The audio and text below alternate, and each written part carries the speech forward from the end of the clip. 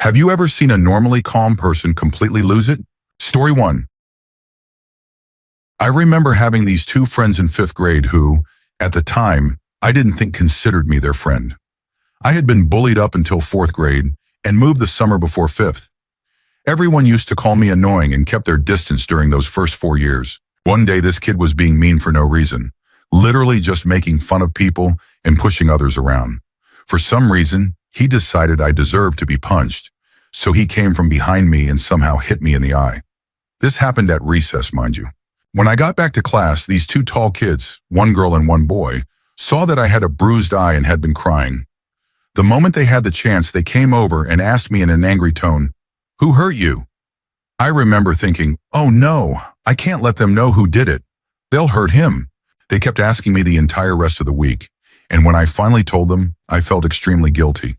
These two had asked me for help a few times in class, we talked occasionally, and I sometimes gave them parts of my lunch that I didn't want but they liked. They were the kind of kids who never seemed to get annoyed at anyone.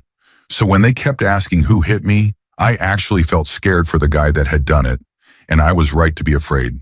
At recess the day after I told them, I saw them drag the guy behind some trees behind the playground, an area we weren't supposed to go. I couldn't see what they did, but before recess ended, the kid who hit me returned with those two right behind him. He apologized to me, and I could tell he had been crying. I told him it was fine, and the two kids let him go. After he left, I asked them why they did that.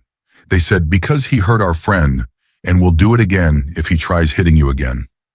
I felt like crying after they said that, but held back my tears. For the rest of 5th grade and all of middle school, they stayed close to me.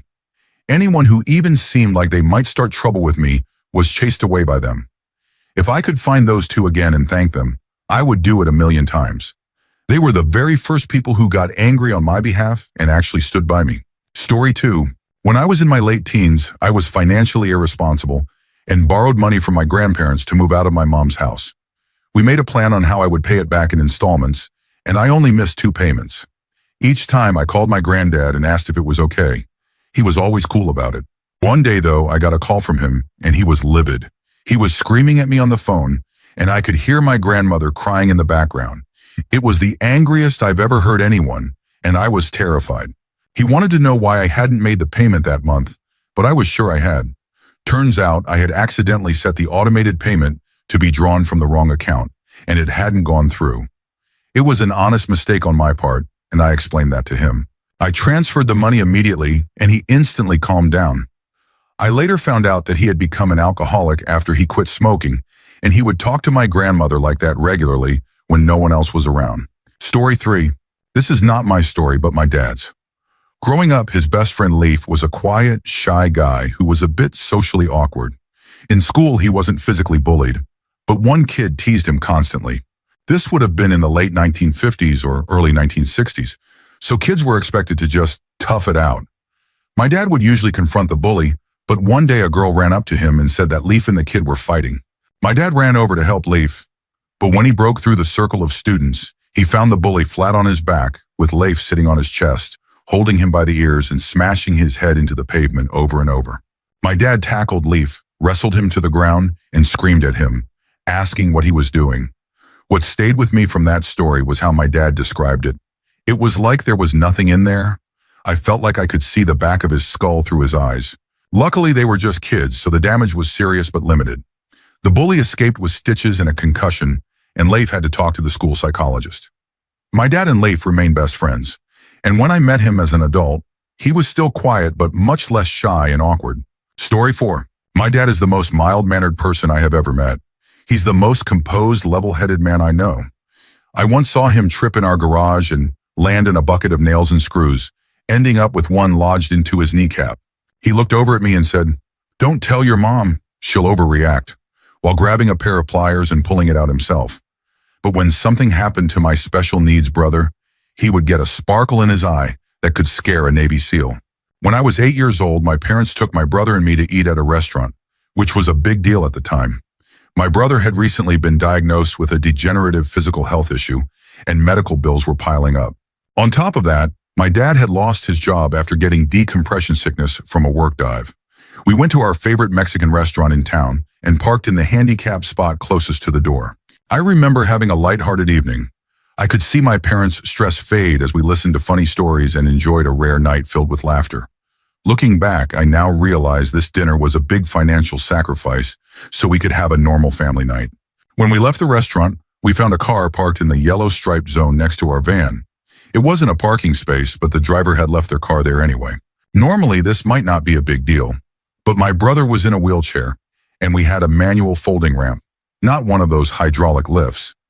It was a busy Friday night, and my parents didn't feel comfortable backing into the street to load him. So my dad went inside to ask the manager to find the car owner. When he came back out, he had a look I had never seen before. Focused, determined, and furious. He told my mom to get in the car. She jumped in and said, okay, in a tone that said she knew something was about to happen. Then he turned to me and said, watch this. He unfolded the ramp and slammed it on the roof of the car parked next to us. Then he explained that the manager had told him, I'm not responsible for what happens in the parking lot. Why don't you just figure something out? So he did. There were maybe 4 or 5 groups eating in the restaurant. He easily could have asked someone to move. We waited for a minute, and then the manager came outside yelling, what are you doing? You can't do that. That's when my dad lost it. He picked up my brother, wheelchair and all, which weighed 150 to 200 pounds, and placed him on the hood of the car. While shouting at the manager, he then jumped onto the hood, picked up my brother, and placed him on the roof of the car. He followed him up there, rolled him across the ramp into our van, then calmly told me to get in. He turned to the manager and said, I figured something out. Since that day, I've never seen him get remotely that angry again. We laugh about the story now, and my dad is always quick to say he overreacted, but I think he reacted just fine. Story 5. My mom, we had what we now refer to as the Jerry Springer Christmas when I was about 7. One aunt hated her sister-in-law and started screaming at her. Then the shoving started, husbands got involved, and it just kept getting worse from there. My mom immediately went into mediator mode trying to calm everyone down, but it wasn't working. She decided to check on us kids and found my cousin and me holding each other and sobbing because we were scared. The next thing I hear is her scary mom voice yelling over everyone. Listen here, you all better stop. My kid is in there crying on Christmas because this family can't keep it together for one day a year when we all see each other. You're going to march your behinds into that room, single file, and apologize to each kid individually. Then you're going to stay quiet until I get them out of here. We're going to go look at lights, and by the time we get back, this family better be the picture of holiday joy. My mom never really cursed in front of me and only used strong words when things were really bad. That side of the family didn't celebrate Christmas together for a few years after that. Story 6. During my previous job before the pandemic, I worked with a really talented, super nice manager named James. He was a total professional and very good with customers.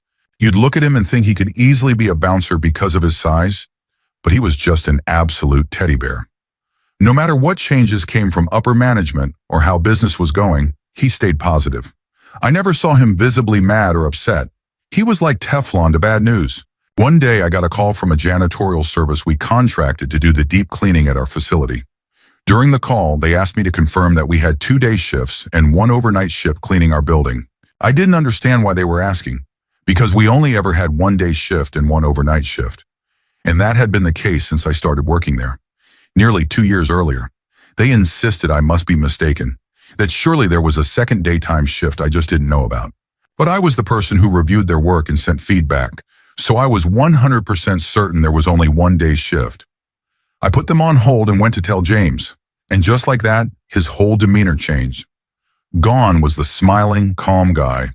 In his place was a serious, stone-faced man who told me to let him talk to them. He took the phone and went into his office.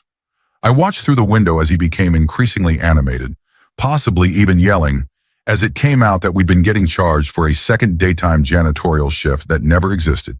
It was like watching a teddy bear turn into a grizzly in under 3 minutes.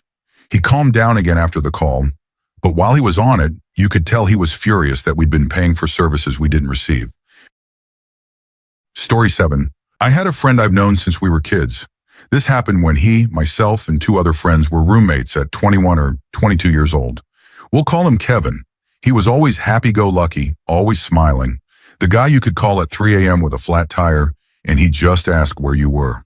He never started anything, always diffused situations with a smile, a handshake, and a beer. Meanwhile, the rest of us seemed to end up in bar fights every weekend. Kevin was the one who always stepped in to break them up. He got hit often, but never swung back. He wasn't a big guy, maybe 5 feet 9 inches and a bit overweight, but he had worked labor jobs for his family business since he was young and was deceptively strong. Normally, when breaking up fights, he just picked people up and moved them behind him. There was something about being picked up by the biceps and moved gently but firmly that took the fight out of people. It was like his superpower. One weekend, we had a party at our house, something we did regularly. We were all outside around a bonfire.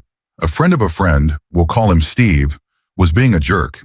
He kept getting in people's faces, threatening to fight, but no one took him seriously. He was drunk, and it was typical behavior for him.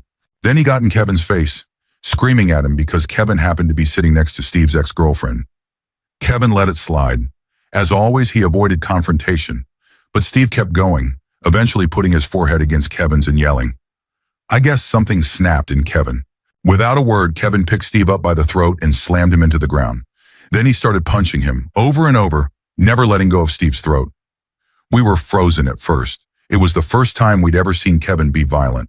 Then we jumped into action, but it wasn't easy to separate them. 2 of us had to pull on Steve's legs, 2 on Kevin, and another had to pry Kevin's hand off Steve's neck. The whole thing lasted maybe 20 seconds, but Kevin never stopped swinging. Once separated, Kevin immediately snapped out of it and started apologizing. First to Steve, then to everyone else. He even brought Steve a wet rag and an ice pack. He kept apologizing for ruining the party. We told him he didn't. Fights weren't unusual for us. Since that night, I've only seen Kevin snap once more. A guy sucker punched our friend at a bar patio while we were just chatting. That guy ended up with a handprint on his throat and 2 black eyes. Again, it took multiple people to pull Kevin off. Our always smiling Kevin had a side to him that was genuinely frightening when he stopped smiling. Story 8. I've been in the U.S. Coast Guard for a few years now, and along the way, I met a really calm guy. We'll call him Joe. Joe had a wife and 2 daughters. He's soft-spoken but authoritative when he needs to be, always nice to others and worked hard. Then there was another worker. We'll call her Jill. Jill was on a power trip, loud, disrespectful to lower-ranking members, constantly bragging about her, clearly made-up sea stories, and what we call a blue falcon. I could go on for days about her. One day, Joe and his crew were out on a rescue case for over 6 hours through the night. They got back to the station around 2 or 3 a.m. They were so exhausted they collapsed on the couches in the lounge, which was connected to the training room, separated only by a folding partition wall. Someone had placed a sign on the door that said, "Crew is sleeping from late night case. Do not disturb." At 7:30 a.m., Jill completely ignored the sign, busted into the room, turned on all the lights and started loudly talking and laughing. She launched into one of her usual stories that began with, "So when I was stationed," suddenly Joe shot up from the couch like a rocket. He started walking toward the partition, muttering under his breath, "Seriously?" There's a note on the door. He started pulling the partition shut, yanking it furiously across the 20-foot-long track. Jill just stood there watching. Right before the wall closed, she said, "I can leave if you want." And without hesitation, Joe shouted, "That's what the door's for." Then he slammed the partition shut and laid back down. No one said a word, but I think everyone gained a little more respect for Joe that day. Story 9. I had the privilege of watching my kids stand up to an older kid. It was Halloween, and my son was 10 at the time. My husband and I were 2 of 4 adults in our trick-or-treating group. We were walking with 5 children, going door to door. A 13-year-old boy had been assigned to our group, though his parents were walking with another group ahead of us. He knew a couple of the other kids, but it was our first time meeting him. My husband and another adult male heard the comments and reprimanded the boy, but as soon as they weren't looking, he'd throw in another inappropriate remark. By hour 2, the boy had been reprimanded by every adult in both groups, but he just wouldn't stop making suggestive comments. I was over it and just wanted to enjoy Halloween with my family. We decided to make a quick detour to drop this preteen off with whoever brought him. He was sitting in the back seat with my son. As we pulled out onto the street, the 13-year-old made one last sad attempt at flirting, this time in front of my child. My son is a bit of a loner. He's an only child, prefers adults to his peers, and is very shy. He wasn't really socializing with the other kids, and he hadn't been paying the boy much attention during the walk. But after hearing that final comment, my son calmly looked the older kid in the eye, and in the coldest voice I'd ever heard from him, said, "Say one more thing to my mom, or any of us, and I'll punch you in the throat and throw you out of this car." I was stunned. It was the only time I'd ever seen my son visibly upset by something another child said. Just like that, the older kid went silent. Not another word from him during the entire 15-minute drive to drop him off. My husband and I chose not to reprimand our son for what he said. After every adult tried to stop the behavior, it was his threat that finally made it stop. My son is very passive.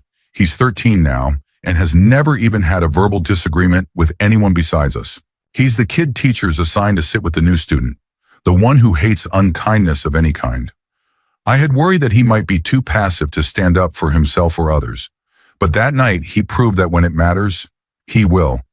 We were honestly proud of him. Story 10.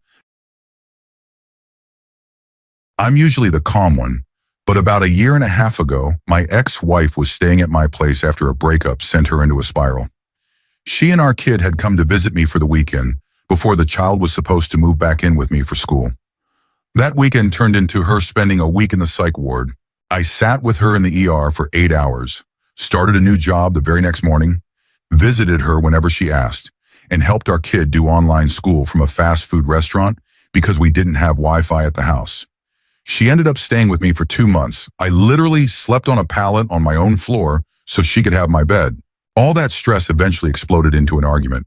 She called me stupid or something along those lines, knowing full well that I'm sensitive about my intelligence. I completely lost it. I started yelling back at her, so angry I was shaking. My throat hurt from how loud I got, and for a split second, I felt the urge to hit her. I didn't, of course, but even having that thought scared me. I've never felt the urge to physically hurt someone before. I'm the kind of man whose own mother didn't hear him raise his voice until he was 25. That moment shook me. Story 11. I had a law teacher in a high school. She was super cool, always calm. She had been a successful lawyer before switching careers, and you could tell from the way she carried herself. There was an energy around her that made it clear you shouldn't mess with her, but she never abused that power. She never showed off, never raised her voice, never lost her patience, and never made rude comments to students. Everyone respected her, except for one girl. This girl was the typical class bully. Everyone was tired of her, but no one could really do anything because of the sly, passive-aggressive way she insulted people. She would phrase things as just opinions and act innocent. One day she was bad-mouthing the teacher in the middle of class, pretending to whisper to a friend, but loud enough for everyone to hear. I don't remember exactly what she said, but it was something crude about the teacher's appearance. The teacher walked through the classroom like she hadn't heard it. The girl and her friend giggled, thinking they got away with it. Then the teacher quietly stopped behind her, put her hands on the girl's shoulders, and whispered, just like the girl had been doing, "Get out." The girl froze. You could see from her face that she realized she had finally pushed it too far. She even went a bit pale. When she didn't move right away, the teacher calmly added, "Now." We don't know exactly what happened next, but the girl was suspended after that. Story 12. I'm probably not the calmest person in general, but I usually keep it together in work environments. A couple of years ago, I was working as a waitress and quickly moved into a sort of lead role, acting as the link between the kitchen and the service area.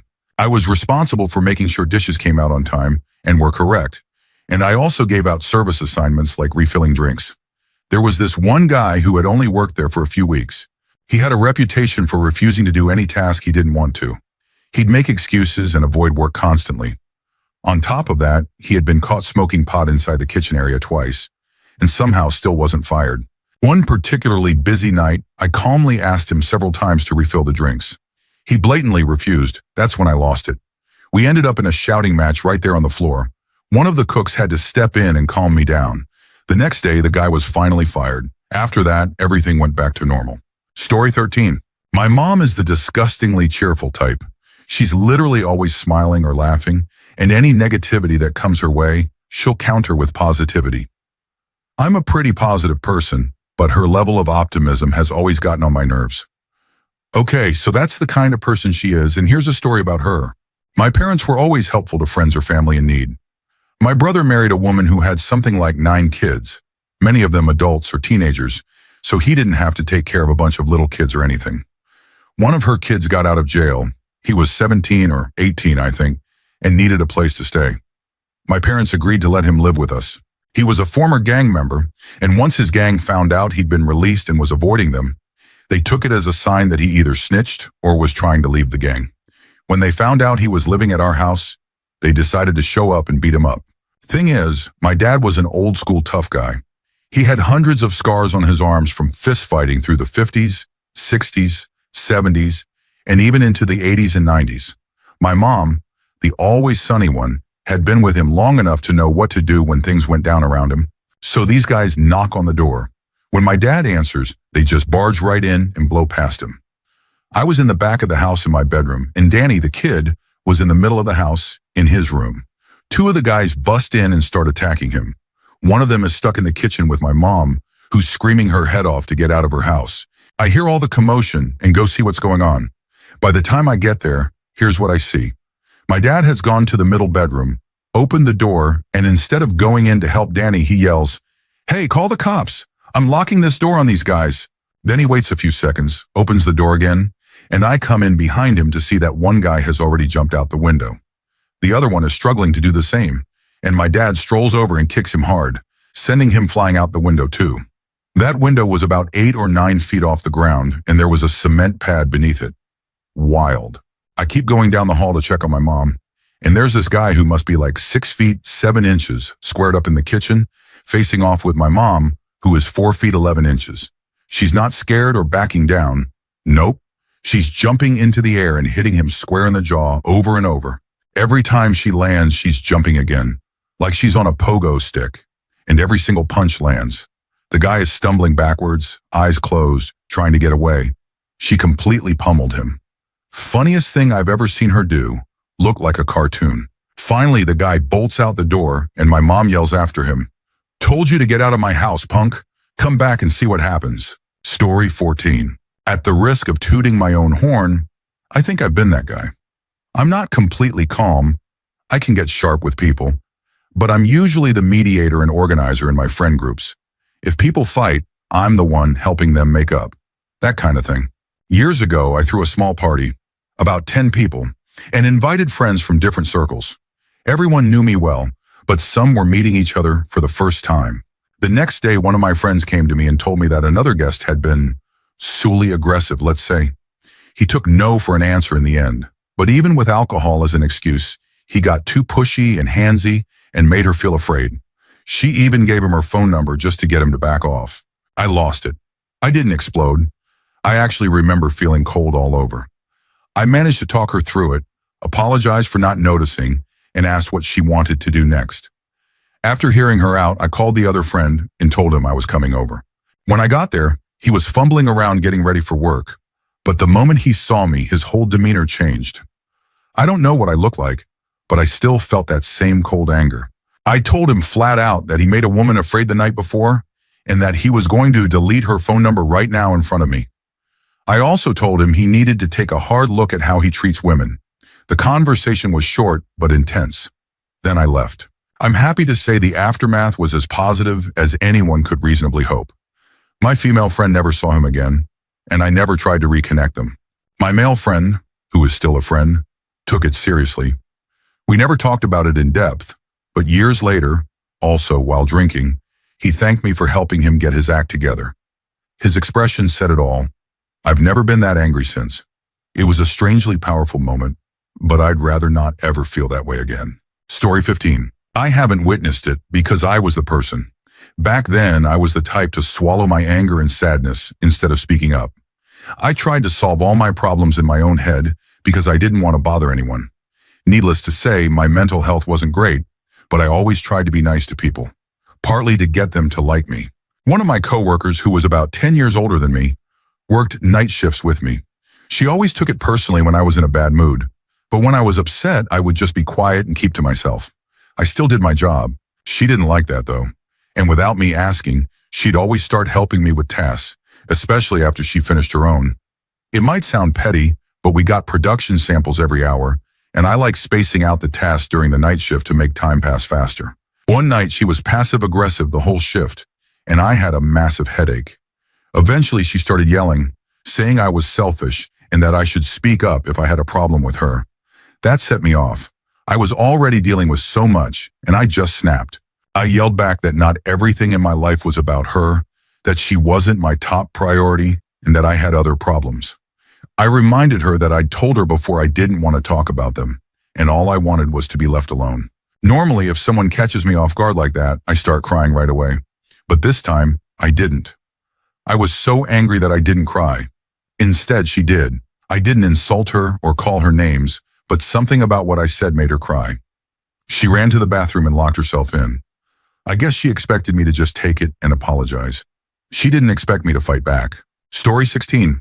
I run a lot of D&D games, and I used to run them with a mix of friends and acquaintances. One of the players was genuinely mentally challenged and fully convinced she was beyond other people. I once saw her try to summon a fireball like a Dark Souls character because she was sure you could do it if you just tried hard enough. She was a consistent problem in my games for over a year, but since she was the girlfriend of another player, I gave her an extra long leash on her behavior. Halfway through a game where she had been obstructing and annoying everyone, we stopped for lunch.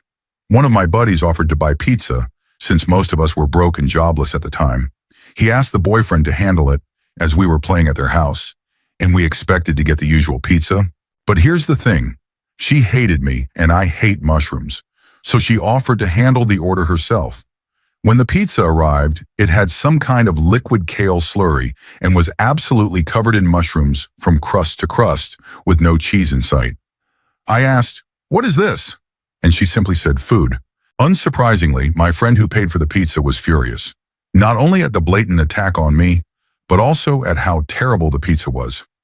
The moment the game ended an hour later, me and the other two players, who weren't part of that nightmare couple, immediately left.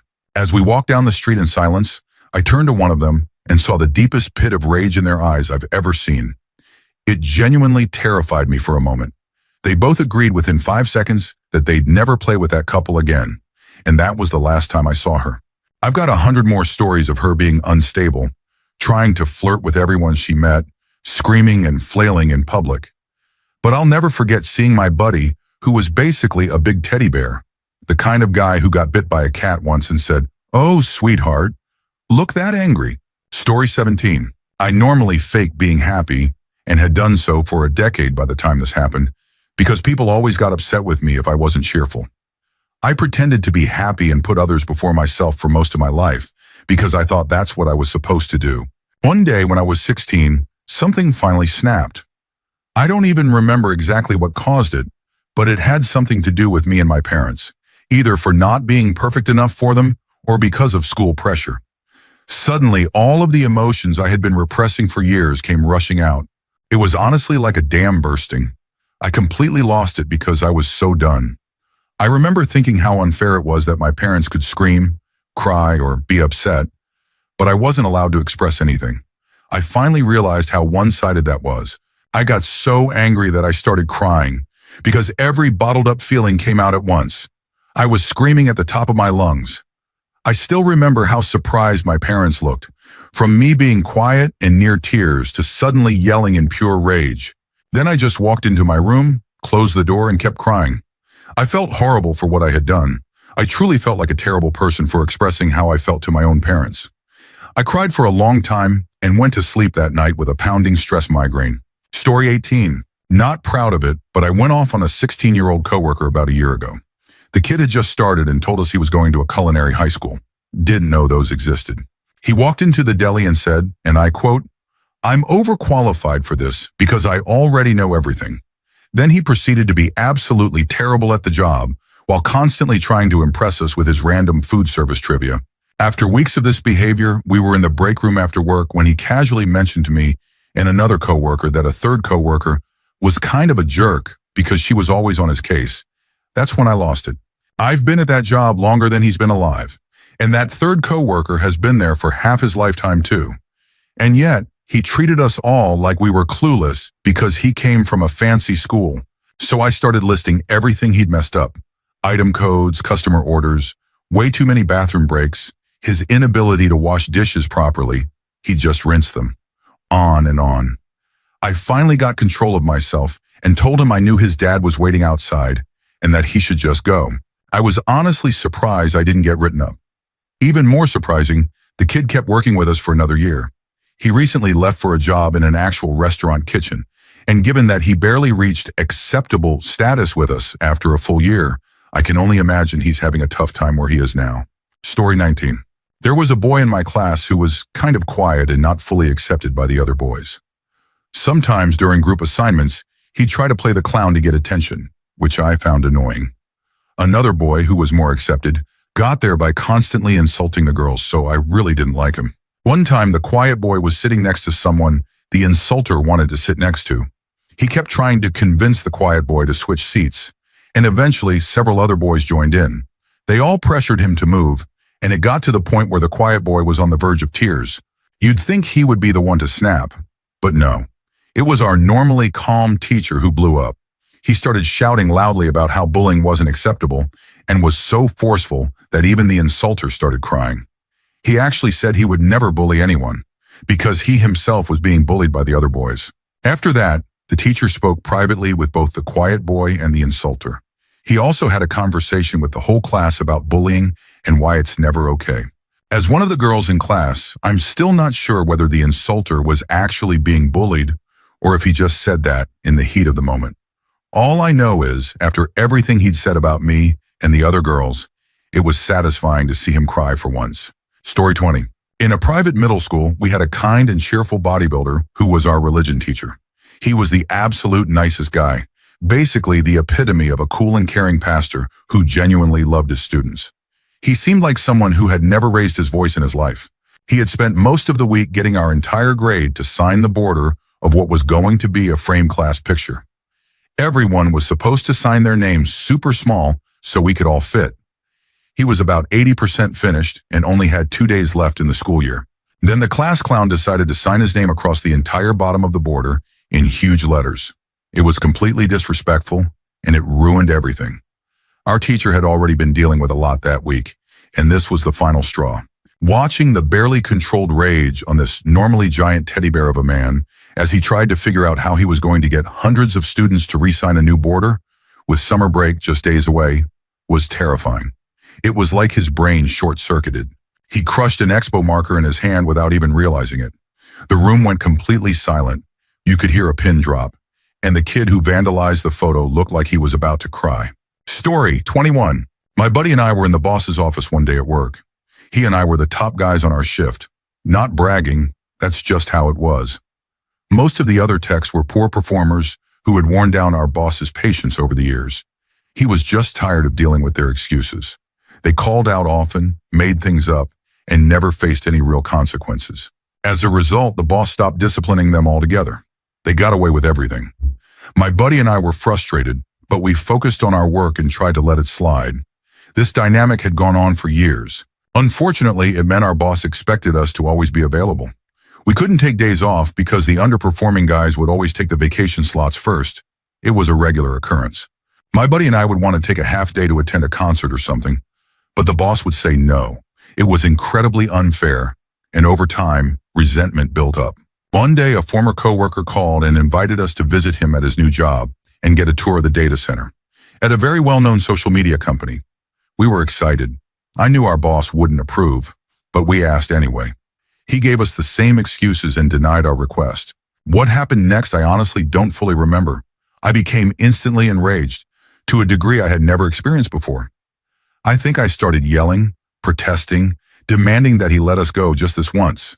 He stood his ground and ignored my arguments about how the other guys did whatever they wanted with no consequences.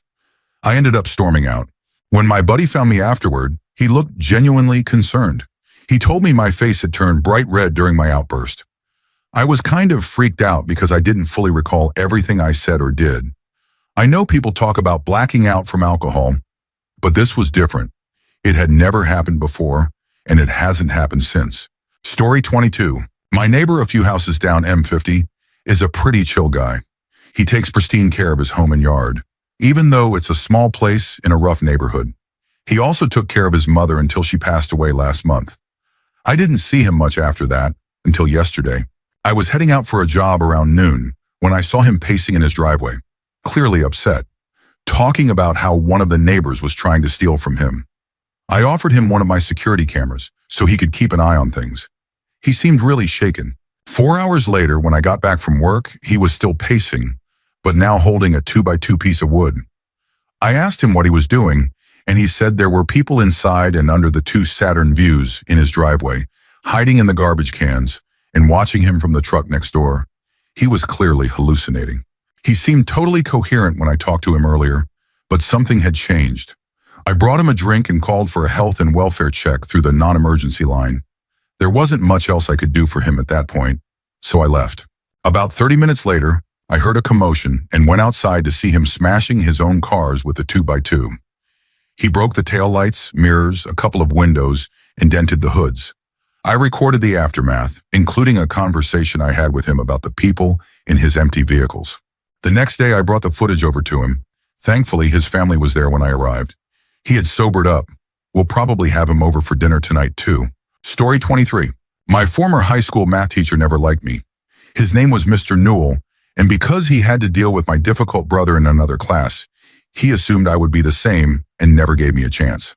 One day, as I was staring at a Marine Corps poster in the classroom, he said, "Can I please have your eyes on me and not on something you'll never achieve?" That moment stuck with me. 4 years passed, and I returned to my high school after completing boot camp. I was on recruiting duty for 30 days. Long story short, I found out Mr. Newell was still teaching, and in fact, he was in the very same classroom.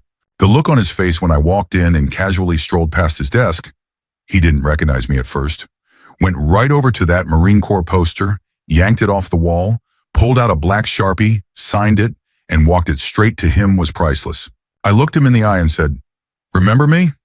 The one who wouldn't achieve this," and slammed the autographed poster down on his desk. His face turned the reddest I've ever seen. I began walking away as he had a full meltdown, yelling behind me. Some students were in shock and one even yelled, "Heck yeah!" There was another Marine poster by the door, which I also took down, telling him he didn't deserve to have it. Before I made it out to the quad, I was stopped by 4 school security guards. I'm not a big guy at all. Yes, I acted petty, but no teacher should ever speak to a student the way he spoke to me. Story 24. I spent my childhood years living with my grandparents in an Eastern European country. Growing up in the countryside, my grandfather taught me all kinds of practical skills: how to chop a chicken's head off, how to butcher a pig, how to cut grass with a scythe, how to ride a horse, how to chop wood for the fireplace. It was a simple but rewarding life. I was only 6 or 7 years old at the time. Of course, I didn't butcher the pig myself, but I watched and learned. It was probably traumatizing to some extent. My parents worked in a more civilized European country, living in the city. When I turned 7, they decided to bring me with them. It was a huge cultural shock, learning a new language, adjusting to a very different lifestyle, and being surrounded by traffic and city life.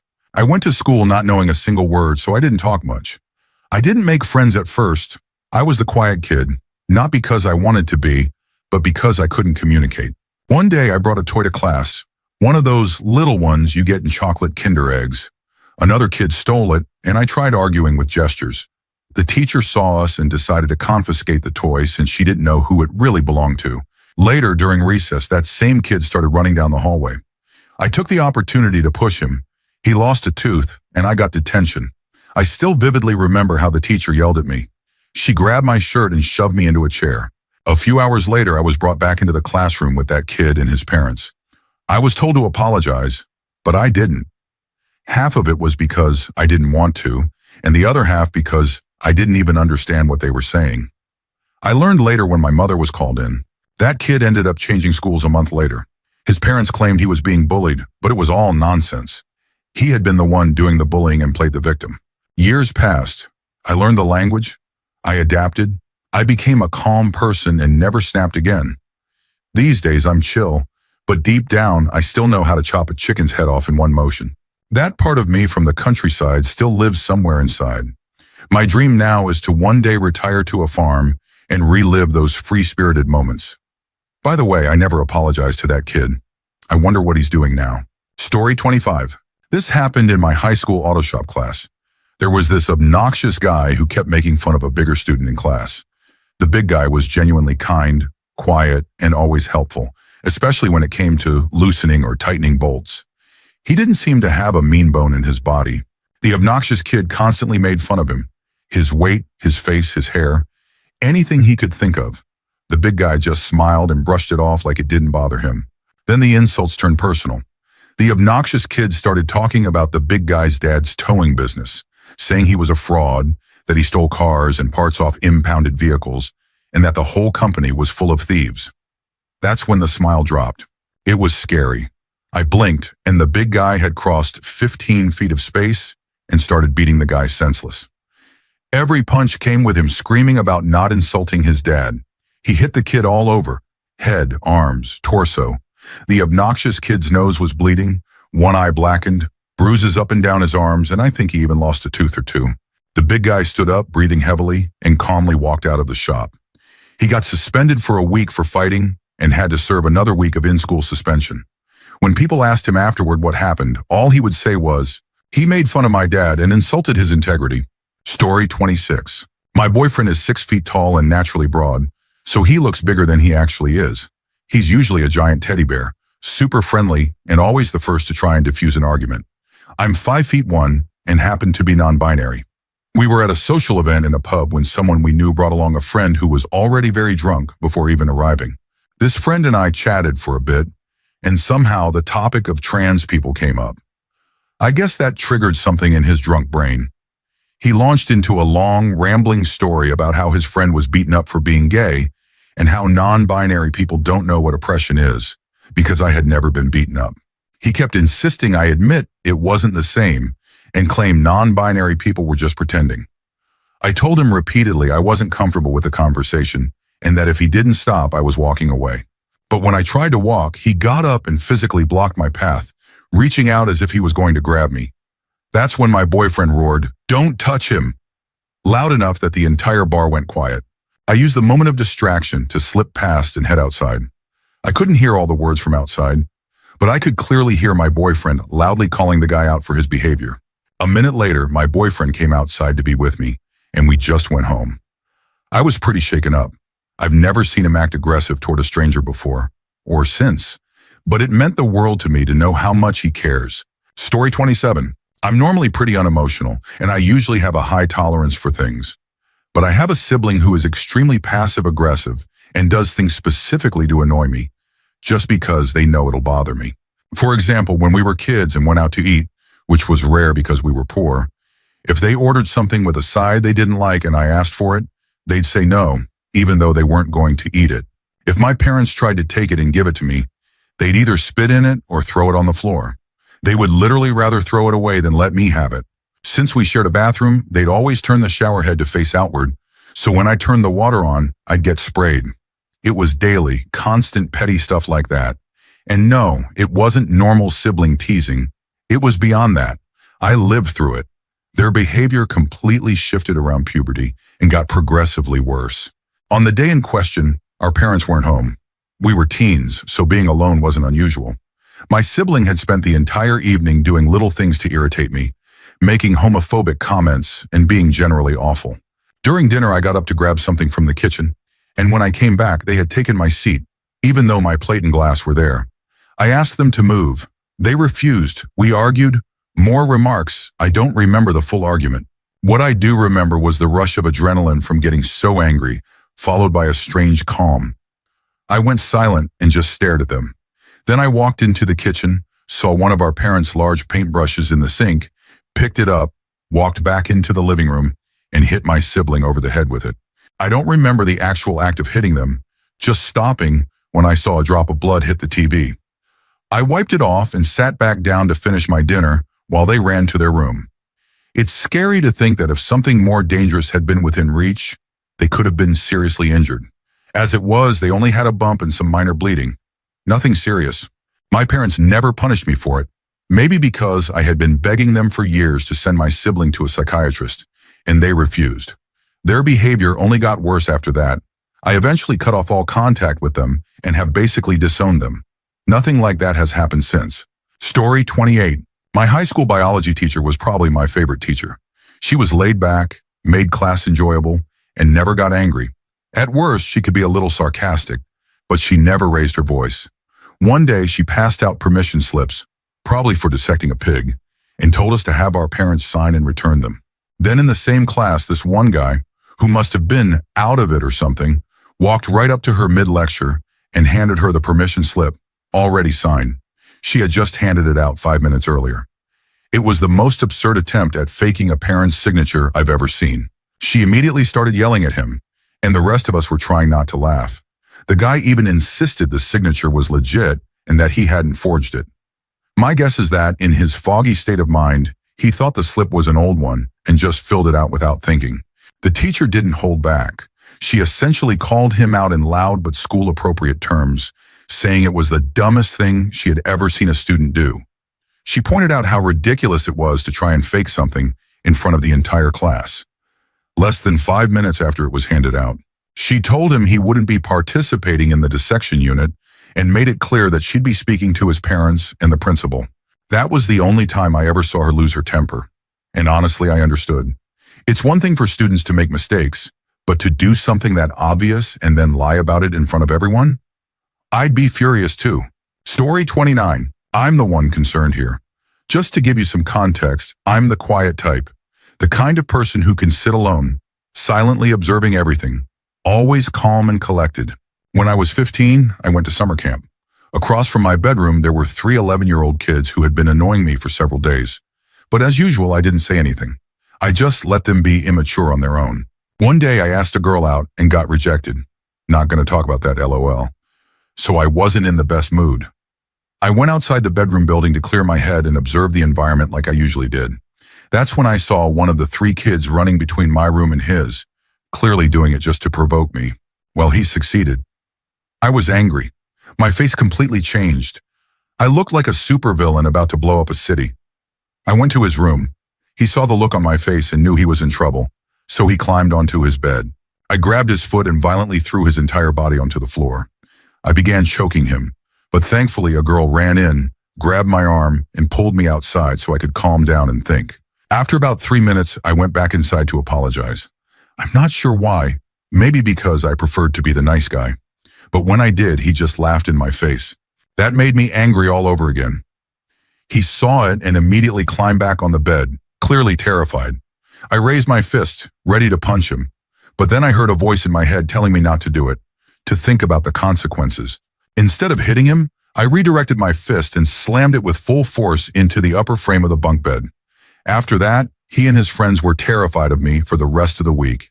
They didn't come near me again. My hand hurt for a full week afterward. Story 30. My boyfriend of 4 years, the father of my child, has always been calm and caring.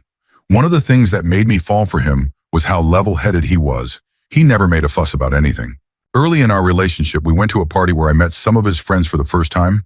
I introduced myself and had a few conversations with people. At one point, one of my friends came up to me, pulled me aside, gave me a hug, and asked how I was doing. Over my friend's shoulder, I saw one of my boyfriend's friends whisper something to him, and immediately his expression changed from proud and happy to something else entirely. He grabbed the guy by the shoulder and dragged him outside. I was confused and a little worried, so I told my friend I was going to follow them. Outside, my boyfriend was shouting things like, "Don't ever talk about her that way, and you don't know her." His friend laughed and screamed back, "She's a slur, can't you tell? And she's way too good looking for you. You should let me have her instead." That's when my boyfriend lost it. He started punching his friend in the face, shoved him to the ground, and just snapped. I stood there in shock. People who were outside smoking ran over and pulled him off. After a few minutes, they managed to separate them. I told him I wanted to leave because I didn't feel comfortable anymore. But my boyfriend, now calm again, simply told his friend to leave, and he did. We went back inside. To this day, my boyfriend refuses to tell me what that guy whispered to him. We've never seen that friend again, although I've spotted him in passing a couple of times. He won't even make eye contact. My boyfriend has never lost his temper like that again. When I later told his other friends what happened, they couldn't believe it. Story 31. Yeah, that guy was me. And honestly, it's happened more than once. But this particular incident was the most recent and probably the most memorable. When I was in college, there was one class where I got along with everyone except for these 2 class clown types who sat in the row behind me. They'd constantly goof off, making dumb noises and laughing at their own jokes like they were comedy geniuses. It got old real fast. We hated each other. There were multiple verbal confrontations. Once I told them people like them shouldn't be allowed to reproduce. Another time, I said the best part of them ended up as a stain on their mother's mattress. Usually things would end there. But after we were put together for a group project and I ended up doing 80% of the work, I'd had enough. I made sure my name was first and in bold on the final report, just so there'd be no mistake. Then came the day I finally snapped. I walked into class and saw them playing with this buzzer that made a loud bell sound. One of them thought it would be hilarious to set it off right next to my ear. I don't know what it was about that moment, but I immediately slapped it out of his hand and yelled at them to knock it off with that stupid bell. I'm not sure what happened to the buzzer, or the rest of the lesson for that matter, because I was too angry to care. The teacher made up some excuse to have me stay behind and asked if I wanted to report it to the school board that handles harassment. I said yes. A few days later, I had a meeting with the head of year. I explained everything and brought a friend as a witness. He shared a class with one of the two guys and confirmed how awful they were. Not long after, the two were pulled out of class for a meeting. When they returned, they were completely silent for the rest of the lesson. Unfortunately, their nonsense didn't stop entirely, but they never targeted me again. I don't know if they figured out I was the one who reported them. Teachers kept it anonymous, though I'm sure they could guess. I honestly didn't care. I also found out they mocked the whole incident in our class group chat. That completely backfired, killed the group chat and whatever goodwill anyone still had for them. Story 32. My husband happened to be with me one day while I was driving around, running errands. We lived in one of the top 10 worst cities for driving in the country, and our specific area ranked in the top 5 of that list. Anyway, this guy was driving like an absolute maniac, cutting people off left and right. When he nearly caused an accident with me, I honked at him. He slowed down next to me, and I could already tell he was going to start something. I was ready. I've dealt with people like that before. They're all bark, no bite. I rolled my window down, ready to exchange words. He was already screaming at me, calling me names, some much worse than just bitch. That's when my normally calm, rational, intellectual, and insanely patient husband completely lost it. He was ready to climb over me to get to this guy. I have never in my life seen that vein pop in his forehead, nor had I ever heard the things he shouted at this man. He was yelling at him to pull over. He was yelling at me to pull over. The other guy was big, but my husband is tall and looks deceptively tough. And in that moment, with all that anger, he looked absolutely terrifying. The other guy hesitated, then peeled away without another word. I ended up pulling over anyway, just to help my husband calm down. It took him a minute, and he was just as surprised by his reaction as I was. He knew I had been in situations like that before, but this was the first time he'd actually witnessed it. Hearing someone insult me like that was too much for him to ignore. It was wild. After more than 15 years together, I saw a side of him I'd never seen before. Story 33. I own a 2002 Harley-Davidson Electric Glide, and at the beginning of the year, I took it to a shop, recommended by a former friend, for some major repairs. The bike had all the wiring in the fairing repaired, plus the heads, cylinders, pistons, and piston rings rebuilt. The cams were replaced, a new cam support plate installed, updated cam chains and tensioners added, and a new drive belt. All in all, I spent around $5,000 on parts and labor. Without my authorization or even notifying me, they replaced my stator, basically a motorcycle's alternator, with a better-looking, used one from their pull-off shelf. A shelf where they keep parts customers have replaced but are still technically usable. About a month after I got the bike back, right around the time the warranty expired, I started experiencing charging issues. I called the shop and spoke with the mechanic who worked on it. He told me to check the battery cables, saying one might have come loose. I checked. Everything was tight. Called him again, and now he told me I'd have to pay more money for them to look into it. At that point, I thought, forget it. I went to school for Harley-Davidson repair. The only reason I didn't do the original job myself was because I lacked some of the specialized tools. So I ran my own tests and confirmed the stator was bad. I bought a new one, and when I removed the one they had put in, it looked like someone had taken a welder to it. The copper windings were melted and burnt together. It was toast. And this was the stator that supposedly looked better than my original one, which had never given me any issues. I finished the repairs myself and then posted about the situation on Facebook. Just a factual rundown of everything that happened. I listed all the work they did and made it clear that the unauthorized stator replacement was the only issue. I simply said I wouldn't recommend the shop. Then my former friend, the one who vouched for the shop, completely lost it. Even though he had nothing to do with the work itself, he started blowing up my phone, saying the owner and mechanic were calling him nonstop, demanding that he talk to me, get the post removed, and threatening legal action and even physical violence. Side note, I literally just posted a detailed, honest review, like a Yelp post, saying what happened and why I was unhappy with the stator part. I didn't attack them personally or say anything false. My former friend kept calling for 3 straight days. Finally, I'd had enough. I cussed him out. He had told me the shop was reliable and that they took care of their customers. But after seeing the condition of that better-looking stator, I knew they had tried to scam me for more money. I even spoke with another employee from the shop who admitted they keep a healthy stock of new, in-box stators on hand. So there was no excuse for using a pull-off part. Needless to say, I took their threats with a grain of salt. Who sues someone over a bad Facebook or Yelp review? Story 34. I'm a qualified range safety officer, and I happen to be quite young, around 24, at a center where most instructors are 40 plus. I usually get assigned the younger group since kids tend to pay more attention to someone closer to their age. The older instructors are more than happy to handle adult groups or assist me when needed. Over time, I've developed a fun, engaging teaching style that works well with kids. I'm also not known for raising my voice, ever. One day I was running an introductory firearms safety course for a youth group of 12 to 14-year-olds. Never in my life had I encountered such an unruly group, constantly shouting, wrestling, playing music from their phones. They were out of control. Somehow I managed to get them to quiet down long enough for the safety briefing. Barely. Then I brought the first 4 up to the firing line. I had them seated with our .22 rimfire rifles. We weren't even going near full-bore firearms for another few weeks. One of the kids, after taking 3 shots, stood up and turned completely around to talk to his friend, while still holding the rifle. He flagged the entire right side of the range, me, 3 other shooters, and half the group, including their group leader. Apparently, I was heard from outside the building. One of our senior instructors later pulled me aside and told me I'd handled it exactly right. I had never kicked anyone off the line before that day, but the moment that happened, the entire group suddenly became the most well-behaved class I've ever run. What pushed me to eject that particular kid wasn't just the safety violation. It was the immediate attitude he gave me when I redirected the rifle to point at the ceiling. He snapped at me, insisting the rifle was empty.